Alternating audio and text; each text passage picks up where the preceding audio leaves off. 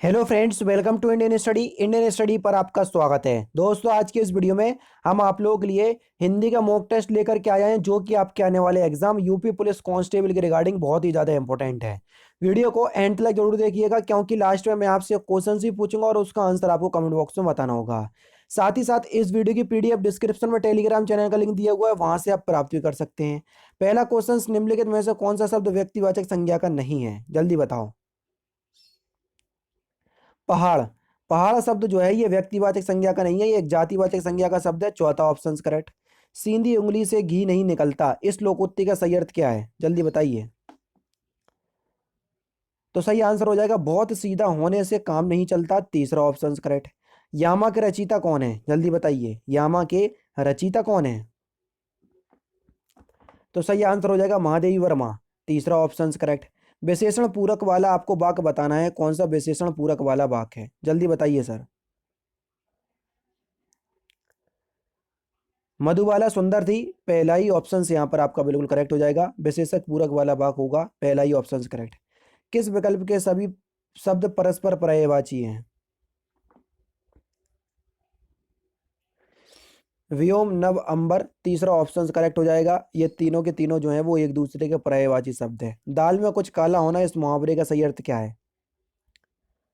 सही आंसर हो जाएगा आशंका या संदेह होना। चौथा option correct. Next question start करने से पहले मैं आपको बता दूं कि मैं डेली बेसिस पर अनअकैडमी पर बिल्कुल फ्री ऑफ कॉस्ट आप लोगों को हिंदी का पूरा क्रैश कोर्स या कंप्लीट कोर्स करवा रहा हूं, UP police constable, UPSI, UP लेखपाल और यूपी ट्रिपल एससी पीईटी के लिए। अगर आप अभी तक नहीं पहुंच पाए हो तो डिस्क्रिप्शन में मैं आपको लिंक प्रोवाइड करवा दे रहा हूं, जहां से आपको मेरी क्लास तक पहुंचना है। अगर फिर भी आप मेरी क्लास तक नहीं पहुंच पा रहे हो तो पूरा ट्यूटोरियल बता दे रहा हूं कि आपको किस तरीके से मेरी क्लास तक पहुंचना है। दोस्तों, जैसे ही आप अनअकैडमी का लर्निंग ऐप प्ले स्टोर से डाउनलोड करोगे तो आपसे पूछेगा कि आपको कॉम्पिटिटिव एग्जाम की तैयारी करना है या आपको 6 से 12 तक पढ़ना है। तो मैं तो आपसे कहूंगा कि आप कॉम्पिटिटिव एग्जाम की तैयारी करना चाह रहे हैं, ठीक है।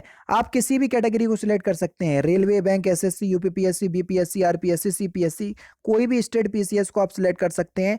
जिस भी कैटेगरी को आप सिलेक्ट करना चाहें आप उसको सिलेक्ट कर सकते हैं, ठीक है। जैसे मैं आपको यूपीएससी सीएससी कैटेगरी चूज कर लेता हूं, मैंने चूज कर लिया। हिंदी में मुझे पढ़ना है तो मैंने इसको चूज कर लिया, ठीक है। किस भी एग्जाम के लिए प्रिपरेशन कर रहे हैं, हमने आगे बढ़ गए, ठीक है।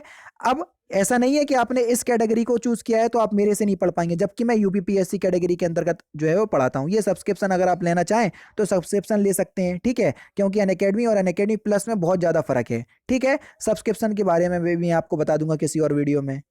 तो आपके सामने इस तरीके का इंटरफेस आएगा, ठीक है। तो आपको मेरा नाम सर्च करना है, ठीक है। मेरा नाम क्या है? तारिक सरवर। तारिक सरवर, ठीक है। तारिक सरवर, तो मैं आपको मिल जाऊंगा। देखो, तारिक सरवर, ये मिल गया। ये मैं आपको यूपीपीएससी कैटेगरी के अंदर पढ़ा रहा हूँ, ठीक है। तो जैसे ही आप कोई भी क्लास होगी मेरी, ठीक है, जैसे ही आप किसी भी क्लास पर क्लिक करेंगे तो कोई भी आप मेरी क्लास पर क्लिक कर सकते हैं। मेरी सारी क्लास जो है वो बिल्कुल फ्री ऑफ कॉस्ट होती हैं। जैसे मैंने ग्रामीण परिवेश की ये अभी लेखपाल के लिए क्लास ली, ठीक है। तो इस पे जैसे ही सिलेक्ट करा तो आपसे वॉच क्लास पे जैसे ही आप क्लिक करोगे तो यहाँ पर कोई ऑप्शंस नहीं आएगा, लेकिन आपके पास ऑप्शंस आएगा अनलॉक क्लास। अनलॉक क्लास क्यों करना पड़ेगी वो मैं आपको बता देता हूँ। क्योंकि आप मेरी क्लास पहली बार देख रहे होंगे। अगर आप पहली बार मेरी क्लास देख रहे हैं तो आपको मेरी क्लास को अनलॉक करना पड़ेगा। और अनलॉक कोड क्या है? मेरा इंडियन स्टडी। इंडियन स्टडी जो चैनल का नाम है वही मेरा अनलॉक कोड है, क्लास अनलॉक कोड। तो इसको अप्लाई करना, विदाउट स्पेस क्लास आपकी अनलॉक हो जाएगी, बिल्कुल फ्री ऑफ कॉस्ट है, आराम से आप जो है वो देख सकते हैं। नेक्स्ट क्वेश्चन दोस्तों आपके सामने, कि रिक्त स्थान की पूर्ति करना है। भाव दशा के कारण वचन में आए परिवर्तन फिल इन द ब्लैंक्स कहते हैं। भाव दशा के कारण वचन में आए परिवर्तन को हम क्या कहते हैं सर? वाचिक अनुभाव कहते हैं। दूसरा ऑप्शन यहाँ पर आपका बिल्कुल करेक्ट। ओस, बिंदु, चुगरई, हंसनी, उनको मोती, जान, इनमें कौन सा अलंकार है? तो सही आंसर हो जाएगा सर यहाँ पर भ्रांतिमान अलंकार है। तीसरा ऑप्शन यहाँ पर आपका बिल्कुल करेक्ट। कौन सा विलोम शब्द सही युग्म नहीं है विलोम शब्द का? आपत्ति और विपत्ति, ये दोनों के दोनों जो हैं वो एक दूसरे के पर्यायवाची शब्द हैं, और यहाँ पर पूछा था कि सर विलोम शब्द, जो कि गलत हो जाएगा। तो यहाँ पर दूसरा ऑप्शन करेक्ट हो जाएगा। इनमें वर्तनी की दृष्टि से कौन सा शुद्ध शब्द नहीं है? वर्तनी की दृष्टि से सही आंसर हो जाएगा घनिष्ठ होता है, ये घनिष्ठ लिखा है, जो कि गलत है। पहला ही ऑप्शन से यहाँ पर आपका बिल्कुल करेक्ट हो जाएगा। मिश्र वाक्य आपको पहचानना है। देखो, चारों ही ऑप्शंस दिए हैं तो आपको इसमें मिश्र वाक्य पहचानना है, कौन सा मिश्र वाक्य का उदाहरण है। प्रधानाचार्य जी ने कहा की से पहचान गया कि एक मिश्र वाक्य, पहले ही ऑप्शन करेक्ट हो जाएगा। सियाराम स्वरूप अगाध अनूप, विलोचन मीनन को जलू है, श्रुति राम कथा मुख राम को नामू ये पुनि राम ही को थुलू है। मैं बताना है कि कौन सा रस है। यहाँ पर आपका भक्ति रस हो जाएगा, राम जी की भक्ति कर रहे हैं, चौथा ऑप्शन करेक्ट। निम्नलिखित में से कौन सा निजवाचक सर्वनाम का उदाहरण है? आप, स्वयं, खुद, ये तीनों शब्द आपको निजवाचक सर्वनाम में देखने को मिलते हैं, तो स्वयं शब्द ऑप्शन में मिला, चौथा ऑप्शन करेक्ट। अध्यापक ने कक्षा में गणित की परीक्षा ली, वाक्य कैसा है? कर्ता का सीधा संबंध क्रिया से हो, कर्तावाच होगा, तो दूसरा ऑप्शन यहाँ पर आपका बिल्कुल करेक्ट हो जाएगा। नेक्स्ट क्वेश्चन, ईश्वर को ने सुनने को दो कान दिए हैं, इसमें सुनने को वाक्यांश में कौन सा कारक है? सुनने को कारक चिन्ह किस में देखने को मिलता है? सही आंसर आपका क्या हो जाएगा? संप्रदान कारक में। ठीक है, तीसरा ऑप्शन यहाँ पर आपका बिल्कुल करेक्ट। निम्नलिखित में से कौन सा शब्द जिसमें हारा प्रत्यय नहीं लगा? तो सही आंसर हो जाएगा आपका किस्मत हारा में हारा प्रत्यय नहीं लगा, चौथा ऑप्शन यहाँ पर आपका बिल्कुल क्या हो जाएगा सर? करेक्ट हो जाएगा। कौन सा? चौथा ऑप्शन बिल्कुल करेक्ट। वाक्य की दृष्टि से कौन सा कथन जो है वो सही नहीं है? देखो और फिर बताओ। Question number 21।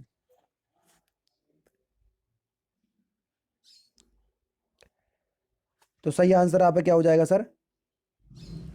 क्रिया को उद्देश्य और कर्ता को विधेय कहते हैं, चौथा ऑप्शन यहाँ पर आपका बिल्कुल क्या होगा सर? करेक्ट हो जाएगा। नीम का तत्सम रूप क्या होगा? नीम का तत्सम शब्द क्या हो जाएगा सर? निम्ब, तीसरा ऑप्शन करेक्ट। बहुब्रीहि समास का उदाहरण आपको बताना है कि कौन सा बहुब्रीहि समास का उदाहरण है। चक्रधर बहुब्रीहि समास का उदाहरण है, दूसरा ऑप्शन करेक्ट। कर्दम का पर्यायवाची शब्द क्या होगा? कीच कर्दम का पर्यायवाची शब्द होगा। सखेस्वर शब्द में कौन सी संधि है? सखेस्वर, यड़ संधि का नियम दिख रहा है, दूसरा ऑप्शन करेक्ट। व्याकरण जानने वाले वाक्यांशों के लिए एक शब्द क्या होगा, उसको क्या बोलेंगे? व्याकरण, तीसरा ऑप्शन यहाँ पर आपका बिल्कुल करेक्ट। पदभ्रष्ट का सही समासिक विग्रह निम्नलिखित में से कौन सा है? पदभ्रष्ट का सही आंसर होगा पद से भ्रष्ट, पहला ऑप्शन करेक्ट। सरकार शब्द में कौन सा उपसर्ग है? सर उपसर्ग, दूसरा ऑप्शन यहाँ पर आपका बिल्कुल करेक्ट। तालब ध्वनि आपको बताने हैं, कौन सा तालब व्यंजन है? सा एक तालब व्यंजन का उदाहरण है, तीसरा ऑप्शन करेक्ट। निम्नलिखित में से कौन सा विदेशी मूल का नहीं है, यानी कि जो विदेशी मूल का शब्द नहीं है? विज्ञापन, चौथा ऑप्शन यहाँ पर आपका बिल्कुल करेक्ट हो जाएगा। किस शब्द की संधि गलत है? नव प्लस ओड़ा, नवोड़ा दिया हुआ है जो कि गलत लिखा हुआ है, तो नवोड़ा ऐसे लिखेंगे हम, ठीक है। और ये बा जो है वो बगले वाला आएगा, बगरी वाला नहीं। निम्नलिखित में से क्रिया पूर्णता बोधक पक्ष का प्रयोग हुआ है किस विकल्प में? यानी कि क्रिया पूरी समाप्त हो गई है, उसको बोलते हैं पूर्णता बोधक। अब बरसात रुक गई है, पहला ही ऑप्शन से यहाँ पर आपका बिल्कुल करेक्ट हो जाएगा। अर्थवेद की दृष्टि से समश्रुत भिन्नार्थक शब्द युग्म का कौन सा विकल्प जो है वो सही है? तो सही आंसर क्या हो जाएगा? अपत्य और अपत्य। अपत्य का मतलब होगा संतान, अपत्य का मतलब होता है जो बीमार के लिए उपयुक्त ना हो, दूसरा ऑप्शन करेक्ट। नेक्स्ट क्वेश्चन देखो, कंठ व्यंजन आपको बताना है कि कंठ बड़ कौन सा है? छोटा बड़ा दोनों ही कंठ ध्वनियां हैं। संधि शब्द का सही विलोम शब्द क्या होगा? विग्रह, पहला ही ऑप्शन यहाँ पर आपका बिल्कुल करेक्ट हो जाएगा।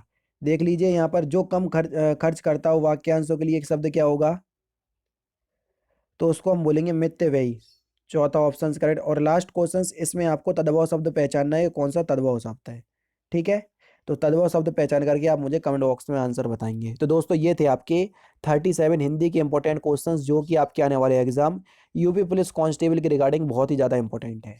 वीडियो अगर आपको अच्छी लगी हो तो प्लीज़ दोस्तों वीडियो को लाइक और शेयर जरूर कर दीजिएगा। तो दोस्तों फिलहाल की वीडियो में तो सिर्फ इतना ही। अगर आपको वीडियो पसंद आए तो प्लीज़ दोस्तों वीडियो को लाइक कीजिए, शेयर कीजिए और साथ ही साथ हमारे चैनल को सब्सक्राइब करना ना भूलें, क्योंकि मैं रोजाना इसी तरह की वीडियोस आप लोग के लिए लाता रहता हूँ। नमस्कार दोस्तों, जय हिंद, जय भारत।